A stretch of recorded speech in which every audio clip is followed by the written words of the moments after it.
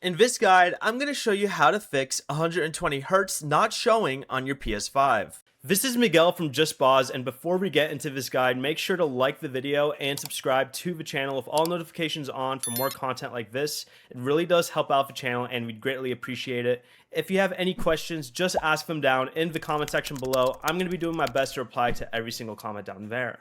First, make sure your TV or monitor supports 120Hz and that the PS5 is connected to a compatible HDMI port. For 4K at 120Hz, use the HDMI cable included with the PS5 and an HDMI 2.1 port. You may also need to enable the enhanced HDMI format in your display settings. But on the PS5, you'll want to go to Settings, down to where it says Screen and Video, select Video Output, scroll down a little bit here, until you see 120Hz output. Make sure this is set to automatic and make sure you set your resolution as well as video transfer rate to automatic as well.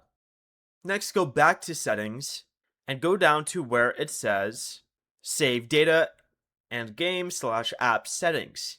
Go ahead and select this and select game presets. Go down to performance mode or resolution mode and select performance mode. Finally, go ahead and open a game that supports 120Hz and enable its 120 FPS or performance option. The PS5 home screen may still display at 60Hz because 120Hz normally activates only while a supported game is running.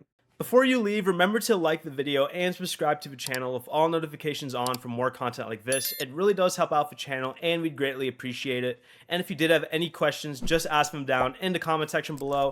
I'm going to be doing my best to reply to every single comment down there. Peace.